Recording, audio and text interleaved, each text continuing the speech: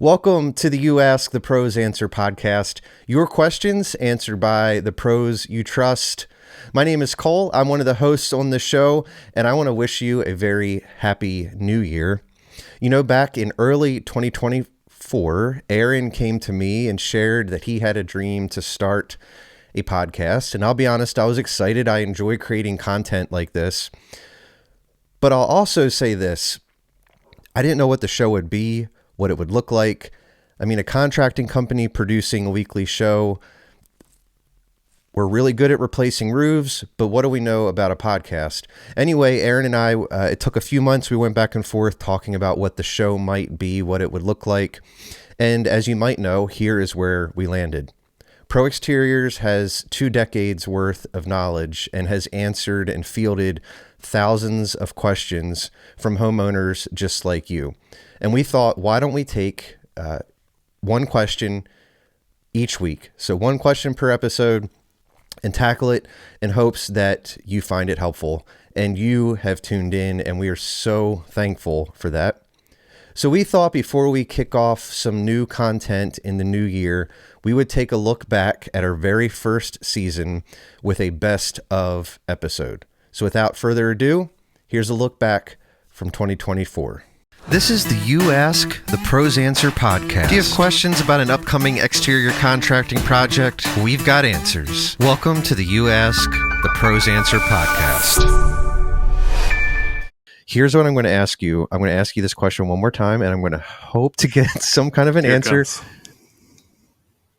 Let's say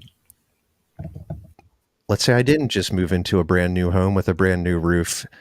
Let's say I moved into a house that's 30, 35 years old. The roof is worse for wear. It's an average size house, average, maybe like say 3-4 bedroom. Yeah. I realize there's a ton of variables. Okay. What is the range that I'm looking for an asphalt shingle roof? Okay. Roughly? What's the cost? So I would say that the average consumer, your standard 2,000 square foot, 3-bedroom, 2-bath house, on average is going to be anywhere between, say, $12,500 on the lowest end, up to, we could be anywhere to mid-20s, high 20s. When you take kind of all of the variables into it, all the different things that you have on the roof, the siding, what you have on the siding and things like that. There really, really is kind of a large spread. You can always find somebody who will do it for cheaper. You'll always find somebody that has, a connection or knows a guy or, will tell you that, you don't have to do this. That's excessive or what have you. But, when that guy's taillights fade away and then you have an issue, you're that delta of, maybe a couple of few thousand dollars that you saved, it's that money's going to taste a little bitter once you have to pay one of the other guys to come out and fix those issues. Sure. So, so we always tell people that, we owe you as the consumer to charge appropriately, to not only install your roof correctly now, but to also be here in the next 5 to 10 years to service that roof if there ever is an issue. Can you give me some references? I always like to tell people you shouldn't just get references from what you consider to be potential people that they've worked for, because if I gave you the names of 6 of my friends and you call them and you ask them, what do you think of Aaron? At least 5 of those people are going to give you positive feedback. So I always like to suggest, take it a step further. Ask them where they buy the lion's share of their supplies. Ask them who they bank with. There's tons of different ways. If they're certified with a manufacturer, you can call the local manufacturing rep and kind of dive in it a little bit deeper that way. Those people have a little bit less vested into giving you any sort of lies or we'll say massaging of the truth. Gotcha. If you call a supplier and those people haven't paid their bill and they've got an overdue credit account and they're now cash only, the supplier typically is not going to give you the most positive or glowing review. If you call their bank and their bank says, no, they're a great customer, they're not going to give you as much information, obviously, because there's a few more laws in place for them.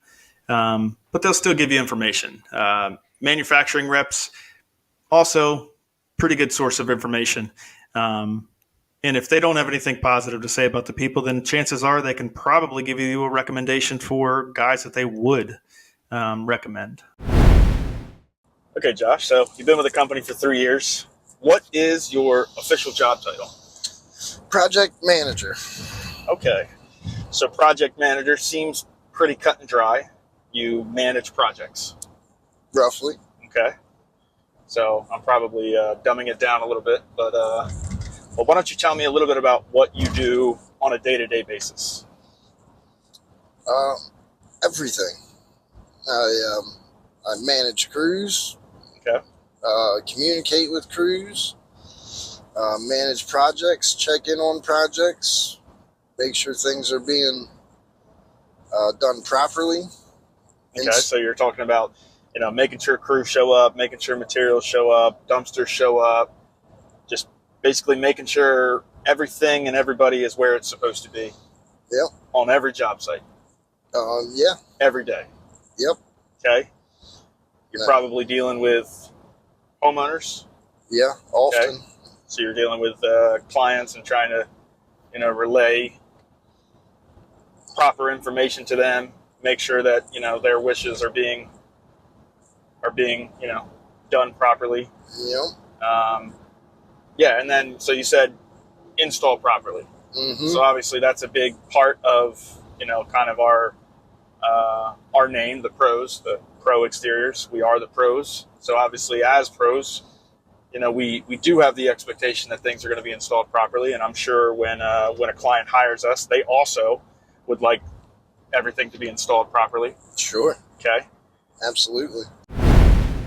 Where would you recommend, you just said you don't do sales a whole lot, but when you do, where do you recommend that homeowners spend the bulk of their money as far as a deck is concerned? So I'm going to say this twofold. Okay. The frame itself is one of the most important parts because, 25, 30 years from now, you can replace the decking, you can replace the railings. We call that remodeling a deck. But if the framing shot, you got to replace the entire thing. So there are ways that you can have a beefier frame. You can increase the framing from 16 inches on center to 12 inches on center, which is going to give you a nice sturdy deck. It's going to kind of carry less load per joist. But they also make things like joist tape. The part of joists that typically fail prematurely are the screws that we use to fasten the decking. It creates a hole in the top of top of the joist. So when water gets in those holes over time, it can cause issues. So we pull decking off sometimes and we have rotten joists specifically from that. Water gets into the screw holes and the nail holes. So we use joist tape quite often on our decks to kind of help give that framing a kind of a little bit more longevity. It seals behind the nails and the screws when we install the decking. So I think it's very important to kind of start the deck off with a really, really good beefy frame.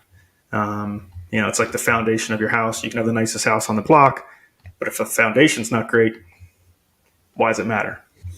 And then the next part would just be the decking. You can spend a lot of money on a deck, and ultimately, depending on how you use it, you can regret really, really quickly on your decking choice. I think that everybody ultimately should consider PVC as their main choice for decking, and only consider bumping down to the cap composite if budget just truly won't allow for it. Gotcha. PVC is the best product on the market. It has the best usability. Again, functionality, kids, animals, not having to wear your shoes outside, cleaning it, PVC by far is way better in every factor. I think the the construction industry as a whole, like a lot of other industries throughout our history as Americans, as just humans, it's evolved. So it used to be where a guy showing up in yesterday's clothes, unshaven, kind of ratty looking, in a truck that had no name or anything on it. Like, he could be a good contractor, and those people still exist. I'm going to be honest. But I think this industry has become way more professional. Whereas it's when you have a company show up and they're lettered and they're proud to show their name of their company. Delaware, for instance, is strange. You could run a company in the ground and start a new company that same day. Just go get a new business license. So you really have to look out for things like this. It really, and it happens a lot, especially in the construction industry. Well, we run the joke, and I think it was Kara. We were talking to you. You can't see Kara; she's behind all the equipment here. Thanks, Kara. But Kara, wasn't it you that I was talking about? If you wanted to be a contractor, we could go online and I could make you a contractor in 15 minutes. Yeah, and you would have your temporary license. You could legally operate your company from that point moving forward. So unfortunately, Delaware is way, way behind in regards to contractor license. They did put some other things in place, which is just kind of like a secondary $200 license. But even that is like, there's so many ways to get around that. It's not really another checks and balances, honestly. So yeah. So yeah, it's funny because we're laughing because we all know somebody that's done that. And I could tell you 10 people right now without even thinking too hard about who operate very similar to that. And these are successful people. They're not bad people, right? But unfortunately, like, these guys have the mentality of like, if I don't have to go through that, there's no reason for me. And it goes back to like what I was saying earlier too. Like there's really good contractors that aren't so good business people. Yeah. And it's those people could be phenomenal carpenters or plumbers or whatever. Yeah. But at the end of the day, they're probably going to, the expression rob Peter to pay Paul. So they're going to get 2/3 into the project and maybe they're out of money and they're going to come to you and say, hey, I can't really finish, but I need more money. Yeah. That all goes back to the red flags we were talking about earlier about down payments and portioning out your money. Yeah. You really, someone that's reputable, that has the forethought to have a marketing plan and to have like lettered shirts. I mean, you can see we're all wearing the same shirts. Our trucks and our vans and everything all have our company name, logo, numbers on them. Like we joke that it's like, oh, we can't speed because we're driving a billboard.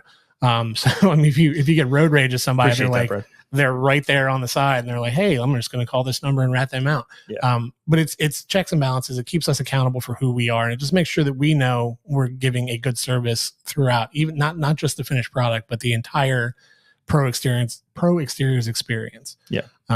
That it's something you want, and professionalism really goes a long way. You shouldn't have to worry about, okay, my stock guy, my money manager, he's the only one I care about looking professional. No, everyone that you interact with should be that same level of professionalism. You should hold yourself to a higher standard. Yeah, I agree. The burden oftentimes is always going to fall on you as the consumer. If you're having a name brand product installed, again, from a previous episode, it should be 100% spelled out in the contract, what house wrap they're using, what products they're using, how they're fastening it, what type of fasteners. All that stuff should be laid out. So the burden ultimately is going to fall on the consumer to do their homework.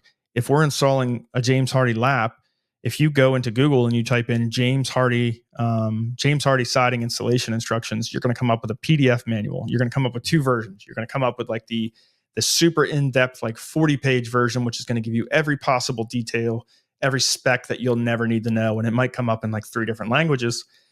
Or the other one is the James Hardie Best Practices Installation Manual, which is only 3 pages. That one's going to give you the easiest way to you as the consumer to kind of look at it and go, is that detailed right? Yep, looks good. That detailed right? Look, looks good.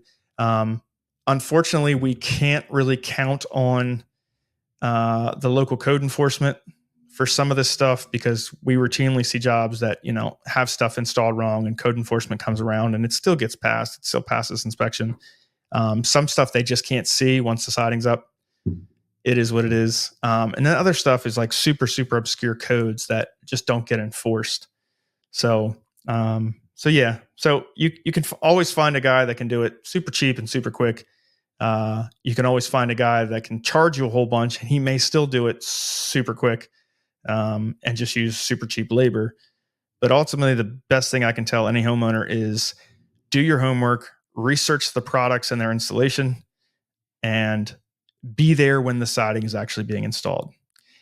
I get that not everybody can be, But if you come there at the end of the day, your siding project is not going to take one day. It's not like a roof. It's normal for a siding project to take 1 week, 2 weeks. You're going to come home every day from work or be there out there in the morning before you go to work. Look at the installation while it's happening. Keith is another one of our exterior specialists. He and Brad started right around the same time back in 2020. Keith is a guy who loves his family. He has a great sense of humor. He's pretty laid back kind of guy. Really good teammate. I'm excited for you to meet him. He, along with Brad, were featured on an episode a couple back where they had a chance to talk with Aaron about some red flags. So if you missed that, you can go back and watch that. But here's a chance to learn a little bit more about Keith. Hi, my name is Keith Brock.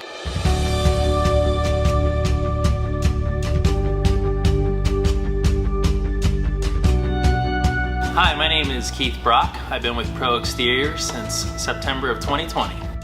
Please tell us about your work experience. I have 3.5 plus years in the construction industry. Why do you love your job? I love my job here at Pro Exteriors. The big thing is the camaraderie around the office. Everyone gets along great. It just makes it a happy place to go to work. Could you tell us about your family? I've been married for 15 plus years to my beautiful wife, Sarah. We have 3 daughters, Audrey, Grace, and Hannah. We live in Millsboro, Delaware. What do you like to do when you're not working?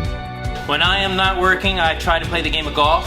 I do the best I can with my attempts at that, but I am not going to be joining the PGA Tour anytime soon. I also help coach my girls in Little League. What can a homeowner expect during an appointment with you? When I come to your house to meet you for the appointment, I'm going to ask you some general questions. Basic history of the house, when it was built, what problems you might have had or issues that you've had corrected before. After that, I do need interior access to get into the attic space. Also, I'm going to need backyard access because I'm going to walk around the entire house to give you a full, thorough inspection. If you have any pets or anything like that, feel free to let them roam free unless you have a biter. Very against that. And then after basically going through the inspection itself, I'll come back to you and we'll kind of go over the process of what I found and what we can do for you. O's or Phillies? I am a Baltimore O's fan for baseball, but for football, I'm actually an Eagles fan. Apple or Android? Android. Summer or winter? I definitely prefer the summer. Dogs or cats? I am a dog person. Beach or mountains? Oh, beach. My name's Keith and I look forward to working with you.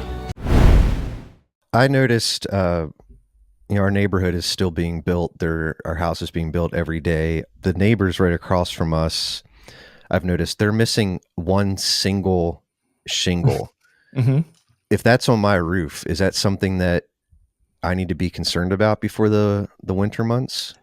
Yes. So regardless of, I know we've spoken before, you have 3 tabs on your roof. Mm-hmm. It's 3 individual 12-inch tabs. Yep. Even if you have one 12-inch tab missing, if that tab is missing, you have exposed nails. Exposed nails, over the course of a winter, they can rust out. But kind of the worst case scenario thing that would happen was water would get into the actual nail hole. And if it freezes, it actually expands and can actually force that nail out, which kind of could potentially put you in a situation where you're losing more shingles. But yeah, I mean, anytime you see a shingle off, it's the best suggestion is to get it taken care of ASAP. Anything they would try to hide in the quote, potentially? I wouldn't say hide. I would say the one. So the one thing that I see happening more and more is there's a couple of larger companies that you probably get mailers for them 2 or 3 times a week at a minimum, but they come in and they do what we call like a quick and like a down and dirty install. Their windows are going to be replacement windows. Their doors are going to be replacement doors. They don't take the exterior siding off. They're typically going to kind of try to do everything they can not to touch any of the siding or interior trim. And they leave things in a way that oftentimes can be problematic. So we've had 2 or 3 instances in just the last 6 months where we've been called out to patio doors that have been installed. And they put like metal capping around the door when they were done, but they literally just caulked it to the siding. And then vinyl siding, again, we always talk about it's not waterproof, it's water resistant. Water gets behind the vinyl siding and then gets behind their new metal capping and comes out the inside of the door.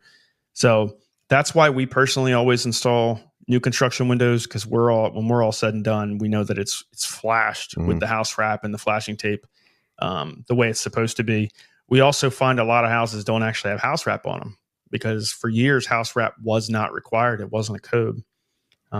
So if we take a window out, we see there's no house wrap, your wall's getting house wrapped. First, we are going to play a little bit of game. Oh, wait, what? We're A playing little bit of game. Just a little bit of We're game. going to play a short game. Here's how it's going to work. It's very complex. I'm going to ask Aaron a series of questions. He's going to answer them, and we're going to see how well he does. There's no prizes. There's no winners or losers. So this is a terrible game, and it is called Knock Knock. Aaron says, who's there? I'm going to stump the pro. That's who. That's what this game is called. We're still workshopping the name. All right. The topic is momentous events in door history. Okay. So, Aaron, for 1,000 points, when was the first door invented? When did doors begin? What year did doors begin? 3000 BC. That is correct. Did Kara give you the outline? No. All right, this is going to be no fun if you continue to look at the outline. All right, I won't look. You have mentioned on prior episodes that many people that end up in our industry end up in it because, like you, they enjoyed building things, they enjoyed using their hands. Yeah. But that doesn't make you a good business man or woman. So what are some words of advice that you would have to somebody who is good with their hands? They're creative at problem solving, but maybe they don't have the business acumen or the experience needed to keep a business afloat. I mean, you can be really, really good at what you do and be an absolutely terrible business person. There's a reason why like 90% of contractors go out of business in the first 5 years. It's not an easy business to go in. Cash flow is always an issue because we do so much work on credit accounts, and we finance so many people's jobs because it just sometimes it takes time for their checks to come in, and so cash flow is oftentimes the one big thing that kind of kills most contractors. But I think that if you maybe have the physical side of the skill sets down pat, but you don't necessarily have the business side, go work for somebody and tell them outright, like my long-term goal is to be my own boss. Learn the skill sets that you can learn from somebody that's already in the industry. And there's the possibility that you may at some point realize, like, I'm making great money working for this other person. I get to go home at the end of the day without the burden or stress of cash flow or employees or vehicles and maintenance and, homeowners calling you all hours of the night. You may end up deciding that you don't want to go into business for yourself, or, have a conversation with the guy you currently work for, who's actually looking for what we call an intrapreneur. He's looking for somebody that has an entrepreneur spirit and has the skill sets. Doesn't necessarily make sense for them to own their own business, but they can put them in a different role that kind of makes them an entrepreneur underneath the umbrella of the existing company. Most businesses are always looking for self-starters and people that have that ability. And I can take a couple phone calls. It's going to get... Happy birthday, Brad! It's my birthday, so I'm getting a cupcake now. Listeners, viewers, today is Brad Wozlevek's birthday. Today is October 2nd. I knew this was going to happen. Yep. There it is. Happy birthday, Brad. I'm 1 year old today. 1-year-old. Are we singing to him? I guess they can't hear me, can they? No. No. Maybe we don't sing. That's What are probably they playing? Are they playing some kind of copyrighted music that's some going to kind get of flagged? techno or something? Are you playing some kind of copyrighted music? Yeah, it's copyrighted, so have fun editing that. All right. Oh, it's you know what? It's Happy Birthday. It's the birthday song. It's just somebody made a techno version of it. It's fine. All right. All right, I'm gonna blow this out before I get wax everywhere. Oh, it's sparking now. Good luck getting that out. I blew right out. I think it was getting ready to start one of those. It is. Yeah. It is. Yeah. So you don't know that I'm fearless. So. Oh. There we go. It's out now. I got smoke trails everywhere. Audience, this episode is coming out October 11th, so we're like a week after Brad's birthday. I don't care. In the That's comments, would you tag Brad and wish him happy birthday? If you're watching this in 2045, wish him happy birthday. Why should I, as a consumer, as a homeowner, care? I don't want this to sound heartless, but why should I care if a construction company goes out of business? There's plenty out there that I can go find the next one. But how does it impact the homeowner? I'm thinking about, work that's been done by a company, then they go out of business a year later, or they've promised me a warranty on the work that they've done or the products that they've installed, and then they're gone. How does that end up impacting me? Well, so if you have work done, every state may or may not have kind of like laws in regards to warranty. I know the state of Delaware contractors are required to warrant all of their work for 12 consecutive months after completion. But let's say your contractor goes out of business 2 years after you have work done. It's 5 years down the road, your roof or your windows or what have you, you notice they're leaking. So you call the original contractor and you go, I've got this issue, and they're no longer in business. Either the phone number goes to a different company, it goes to a different person, or they answer the phone and be like, yeah, unfortunately, this is still my number, but I'm no longer in business. I now work for somebody else. You no longer have a warranty. So we talk about manufacturers' warranties. Manufacturers typically, not to say that they don't ever, but typically don't go out of business, and that's why it is so important to have a manufacturer's warranty on the products and hopefully the labor as well. But yeah, you pay somebody for a service. You hope that some of that money is based upon the fact that you're getting a warranty for X amount of years. If they go out of business within the X amount of years and you have an issue, you're now paying additional money out of pocket to, fix or correct that work. Typically the guys that are going out of business, their warranty may be just kind of a figment warranty, or like you said, statistics, 67% are not accurate. A lot of people have written warranties that mean absolutely nothing. I mean, if you're going to pay for a warranty, I think everybody agrees that we want to see that warranty, work.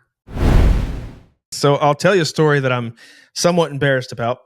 This is a safe place. I've been in business. Like I said, we're ending year 20 in business. I have been married to my beautiful wife, Mary, for which is about to be 18 years married. Very, very soon. I have been going to her mother and father's house for that entire 18 years. And I as a creature of habit, when I'm traveling, when I'm sitting still, no matter what I'm doing, I pretty much am looking at roofs. I have a permanent arch in my neck from going like this. And I was recently asked by my father-in-law if I could come look at his roof. He thought he had a tab blown up. And again, I'm there all the time. I've looked at his roof probably at least every week, if not every other week, for 18 years. We've replaced 20 plus roofs in his neighborhood over the last several years. But again, I look at roofs all day, every day. I can pretty much stand on the ground and look at the condition of your roof and tell you whether or not it's at that point. And I got on his roof, and it was one of the worst condition roofs I've ever seen that did not appear to be bad from the ground. So he has a lighter gray roof, and, you know, in lighter grays can be sometimes harder to see certain types of damage. He also has, you know, some of the black algae, which most people are familiar with, on his roof. So, you know, he had some streaking and some shading in some certain areas. So from the ground, it looked pretty similar to almost every 20-year roof that I get on. So I saw he had one little dragon's tooth. He has a laminate shingle. He has one little dragon's tooth that was popped up. So I was like, all right, grabbed a ladder, got to the edge of the roof, and I was like, oh my Lord. Massive granule loss. The shingles were in such poor condition that I could not walk on any of the areas that were above like a 512 pitch without basically creating more damage to the roof. Every step that I took on the steeper pitched areas, the granules literally slid off. Everywhere that I walked on that roof that wasn't the 512 or lower, you could see where my feet were. And I honestly was slightly embarrassed to go down and be like, I know I told you probably still have some time left. You don't. It's time. And then, you know, my in-laws are a little bit older, so they have a couple of extra bedrooms that don't get quite used as often. So I go downstairs, and wouldn't you know it, there's a stain in one of the ceilings. And so, yeah. So that surprised me a little bit. So yeah, not too proud to say I was not on my game with that one. But, well, I appreciate you sharing. Am I correct in thinking that a wind rating with regards to siding and the roof is only as good as the installation? Everything is 100% based off the installation. The installation is the most important part because you can take the most expensive and the cheapest materials and put them side by side. And if the install is poor, it doesn't matter the quality of the product. 95% of 95% of all shingle issues, either, you know, repairs that need to be made or shingle failure in general, 95% of those issues are nailing alone. So when you look at how an asphalt shingle is supposed to be installed, the nail placement is like the most crucial thing. You can screw up a lot of things, but the nail placement is the most important thing.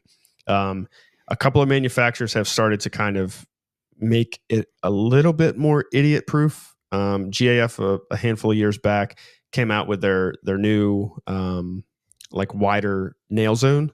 Mm-hmm. So like I said, we have a common bond, which is still only about 3/4, 5/8 of an inch, 3/4 of an inch. That's the only part of the asphalt shingle for a laminate shingle that's doubled up. So it was always taught, you know, my whole career was always you have to nail through the common bond. And then manufacturers started to kind of get a little bit more laxed and realize that almost every shingle is installed with a pneumatic nailer. And speed is like the number one thing for most of the crews. They want to try and get every roof done in a day. So when you're using pneumatic nailers, you know, it's no longer like, you know, you put the nail exactly where you want it and bang it down with a hammer. So it's really hard to screw it up when you're hand banging. But when you use a pneumatic nailer, you know, it's all the way across that shingle, and you're trying to do it in a straight of a line. But when you're only trying to hit, you know, 3/4 of an inch on a shingle that's 13 inches wide, you know, you can miss. And you're doing it on a slope. It's not like yeah. Let's not even forget that it's, you know, it's also hot. You're covered in crap.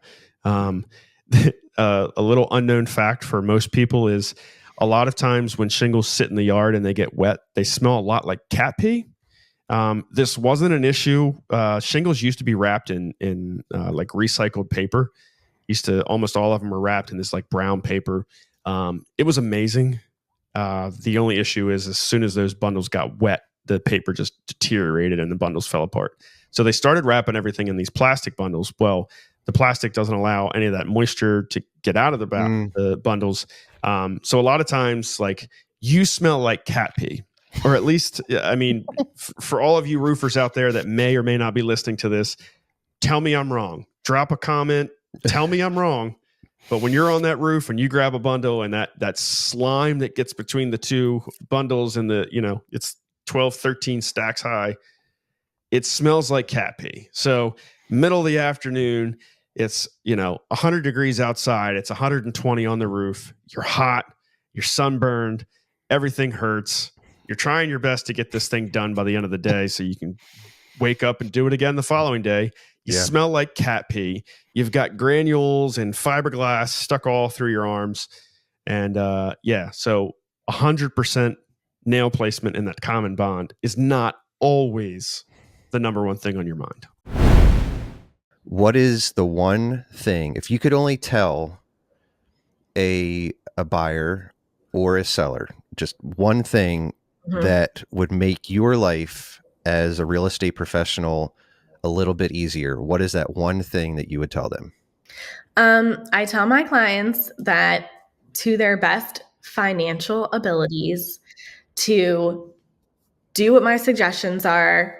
Hands down, my biggest suggestion for a seller is to paint if they can afford to paint, and not do it by themselves, because that is a disaster, epic disaster every single time. Every time someone's like, I can do that myself, I'm like, don't do that. It's going to be a mess. You're going to get the wrong sheens. It's going to look weird. It's going to look splashy. Don't do it. If you can hire a professional to paint the whole house, ceilings, trim, walls, everything. It will make your house look and feel clean. And we have talked about cleanliness, and that is at the top of every buyer's list. Even if it's not updated, it's from the 60s, you have your blue bathroom. If it feels clean and your walls are a big part of that feeling clean, it's impossible to magic eraser down every scratch, especially you've got kids and dogs and animals running through your house. We all know that they get beat up. Your walls get beat up over time. It's normal, but it makes your house feel unclean to a buyer. So if there's one thing that you could afford, paint your walls, and also listen to me. I am here for you. I am not against you. Trust me. I want you to get the most money that you can. I want you to move on and be happy. I want you to get on to your next adventure in life. I want all of these things for you just as much, if not more than you do, because I get really excited about helping my people. So I want you to win in this. Nothing I tell you to do is for your detriment. Trust me. So I would imagine, and I shouldn't say I would imagine, I know because I've done this. A homeowner that's looking to sell will often think, I need to do a bunch of work to my house. They'll kind of do their own mental walkthrough. I need to do all this work before I call a realtor. Sure. What would you say to that person? Pause. Just hit pause on that thought, right? I mean, it's kind of similar to what you were saying before about your realtor coming through and kind of helping you kind of like devise a plan. A lot of the perception of realtors is that they open doors. That's what we do. We just open doors and allow people to walk around houses.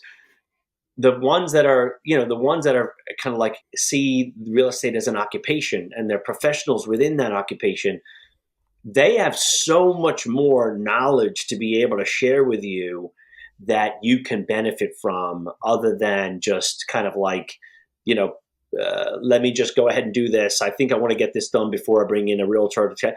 Bring them in right away. Right away. I mean, if they've been around the business for long enough, and they've seen enough business and they've got enough experience, they'll be able to guide you in ways that you didn't actually think. And in your case, avoid you spending dollars on things that aren't necessarily going to return you anything back at all.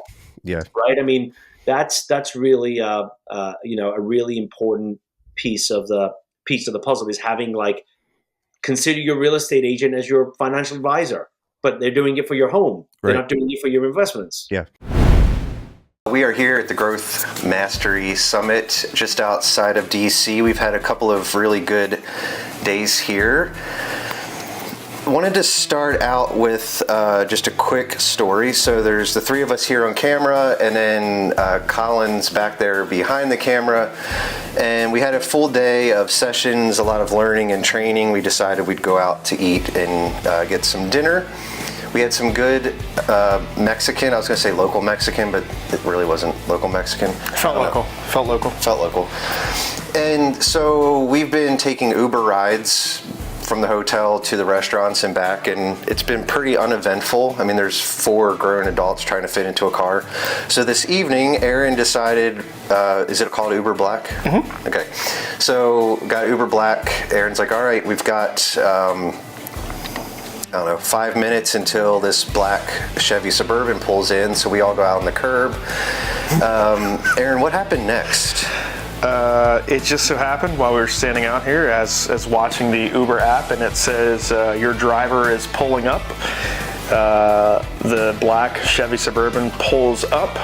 I wave to the guy to let him know that we're the recipients of the ride. He waves back. He then proceeds to pull into the parking spots next to us. And then we, like most Uber drivers or Uber riders, go over to the vehicle and start to open doors to say, "Hey, we're your riders."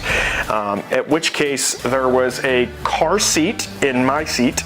I believe there was also a car seat on the opposite side, and the gentleman behind the wheel of the vehicle very quickly notified us that he was not an Uber driver. It was at that point we realized we made a mistake. We shut the doors, we stepped back to the curb, and then we noticed another black Chevy Suburban. Yeah, real quick. Go ahead. Just to interrupt here, Kara, was that next black Suburban that pulled in, was that our Uber driver? No, it was not our Uber driver. We walked halfway across the parking lot and realized that was not our Uber driver either. So that was the second Suburban that was not our Uber driver. Now, mind you, we had been standing outside by the curb for several minutes, and no other black Suburbans had arrived. And also, keep in mind, the Uber app is telling me that our driver has arrived. And once the second Suburban pulls up, I look back at the app again, realizing that this gentleman is parked, 3 rows of parking away. I look back at the app, and now it's telling me that the driver is actually 100 feet around the corner. And then it was several minutes went by when our actual driver, so the third black Chevy Suburban, arrived at that point.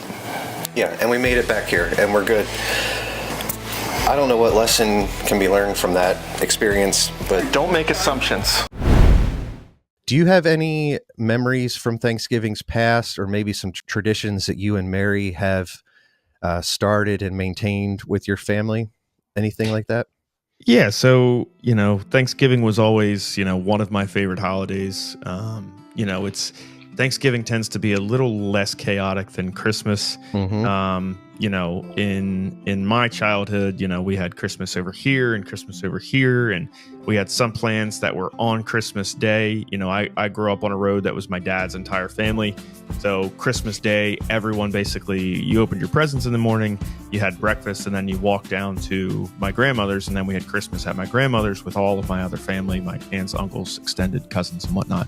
That was good. But, as a kid, you just opened all these toys and all these new, devices and knickknacks and, socks and underwear. And first thing you want to do is try everything on and, play with whatever toys you had. Loved it, hated it. And then, as years went on and Mary and I first got married, we had to figure out what our new normal was now that we had our own family. How do we do Thanksgiving? Do we kind of try and navigate old traditions, or do we branch out and we make our own traditions? So, it took a few years. Like I think most couples kind of go through that transitional time. We took a few years to figure out what was our new normal. So we typically celebrate with my wife's side of the family almost every year. They kind of live outward a little bit, some in Maryland. Her one brother lives in San Francisco.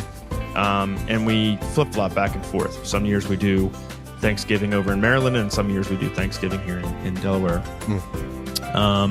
This year would be the second time ever that we only really celebrate with Mary's parents. They just came over to our house and it was just us, which is actually kind of nice. A little peaceful holiday, nice little, quiet meal. For us, when my mother and father-in-law come over, we really enjoy playing games. Boggle happens to be a game we do very well at. Knock on wood, I've only been beaten twice. So, of course, that's the game I naturally gravitate to. And we play cards and whatnot. My father-in-law's 83 years old now, and every time we get the opportunity to kind of hang out with him, it's pretty special. What is the Community Pro Pledge? Okay. And so we'll spend our time talking through that. I want to start by reading a mission statement. Anytime you start a new campaign or a new initiative, you want to know why it is you're starting it, so that mission drives everything. So I'm going to read this, and then you and I can unpack it, as people say. All right, folks, this is a little bit long. You'll be able to read along on the screen so you don't get lost. Here it is. At Pro Exteriors, we embrace a steadfast commitment to our local communities, nestled within the picturesque landscape of the Delmarva Peninsula. Through our initiative, the Community Pro Pledge, we commit to foster enduring connections, enhance livelihoods, and enrich the fabric of our neighborhoods. With unwavering dedication, we strive to empower, uplift, and support the diverse tapestry of individuals and families within our service area. By actively engaging in philanthropic endeavors, volunteerism, and collaborative partnerships, we aim to cultivate environments where everyone thrives. Together, let us embark on a journey of meaningful impact, ensuring that every corner of the Delmarva Peninsula flourishes with compassion, resilience, and opportunity. I would love to open up the Community Pro Pledge to other companies.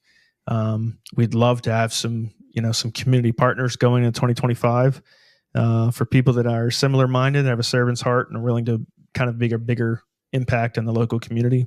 By all means, reach out, shoot me a text, shoot me a call the office, email me, whatever it is. I'd love to have a larger conversation.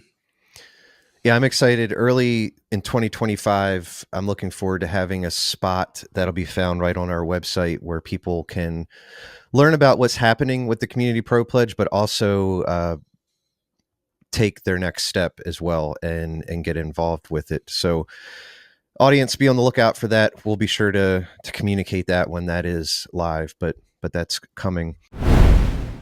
Let me start out by sharing this quick little story. I can remember as a kid, Christmas Eve, we would go to church service as a family, and then we would either go to my grandparents or my cousin's house for like a Christmas Eve dinner. We always opened one gift from my grandparents on Christmas Eve.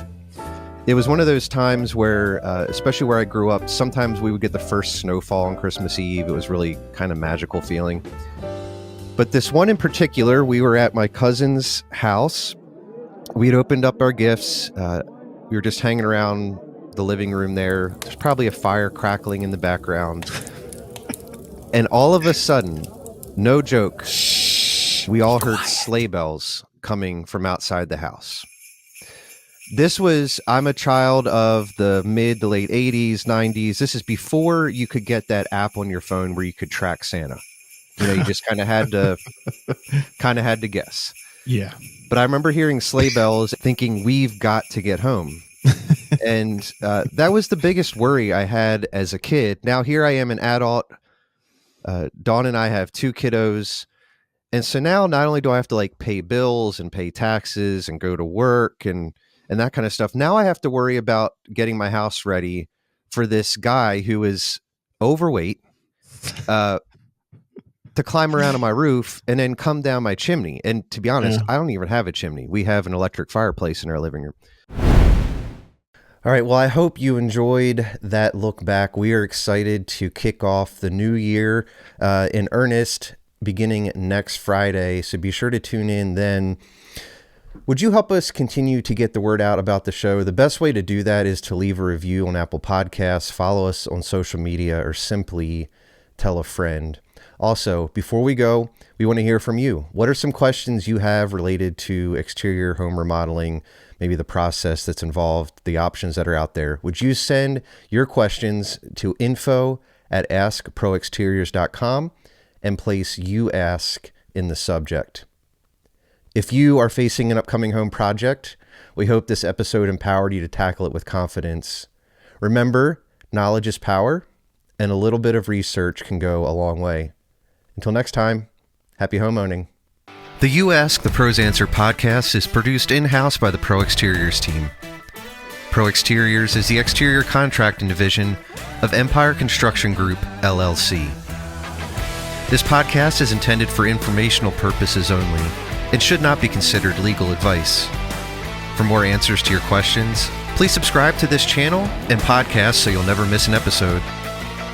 Do you have an upcoming home remodeling project? Find more answers to your questions at askproexteriors.com.